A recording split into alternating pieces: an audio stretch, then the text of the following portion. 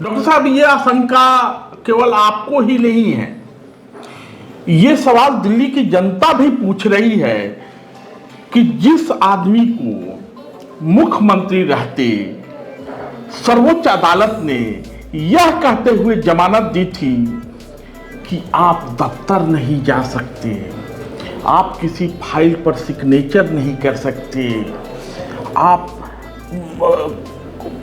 मैंने विधानसभा में प्रवेश तो करेंगे लेकिन कोई काम नहीं करेंगे, शर्म आई कहा तो यही गया कि नहीं, त्यागी है, बलिदानी है, और इन्होंने आतिशी सिंह को बना दिया।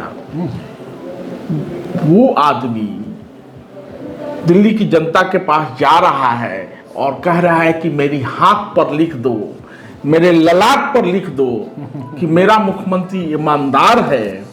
और तभी और वो डिसीजन कैसे होगा जब दिल्ली की जनता फिर से चौथी बार आम आदमी पार्टी की सरकार बनाएगी।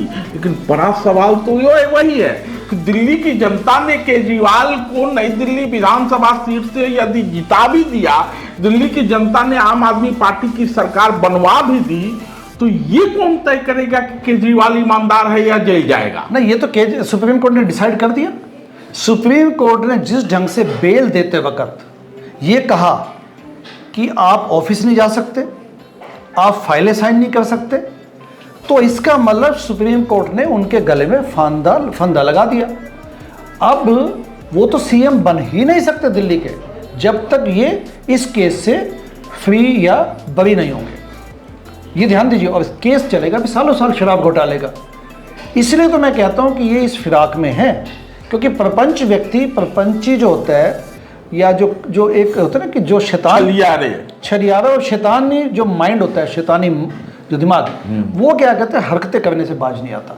तो इसलिए इनको ये पता है, इसलिए इस प्रकार से जनता को गुमराह करना कि तुम मेरे चेहरे पे लिख दो, ललाट पे लिख दो, ये सब नॉनसेंस है, ये सब इट्स ए बंकम, इसका कोई मीनिंग नहीं है। और इसलिए ये मुझे अभी भी लगता है कि अपनी पत्नी को ऐन वक्त पे टिकट दे के करेंगे, रास्ता दिखाने की कोशिश करेंगे कि चलो आप आ जाओ, ताकि इनको शायद सिंपैथी वोट मिल जाए। और जनता ये अगर इन्होंने डिसीजन लिया तो जनता ऐसी लात मारेगी, देखेगा। अगली मैं बात करता हूँ कि अगर इनको सचमुच जनता का हित होता तो नई दिल्ली में तो 17 to 18% वाल्मीकि समाज है।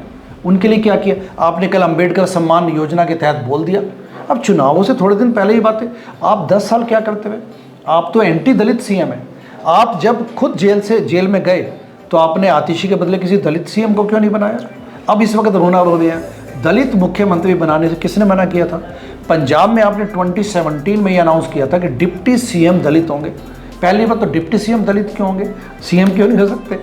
चलिए 22 में पंजाब में आपको फुल मेजोरिटी मिली, तो किसने रोका था आपको सीएम दलित बनाने का या डिप्टी सीएम? तो कहने का भाव ये कि सिर्फ छलावा।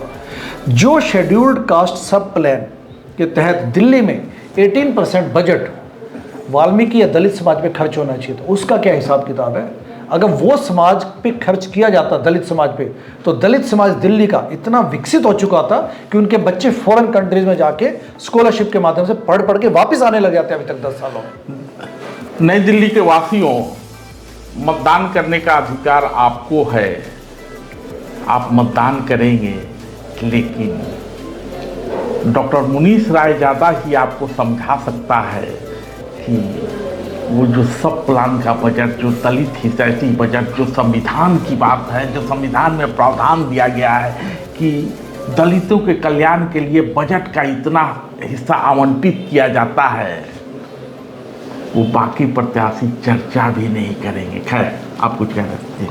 बस मैं वही कह रहा था कि अल्टीमेटली एक व्यक्ति का नकाब जो है, मुखौटा, वो अब उतर चुका है।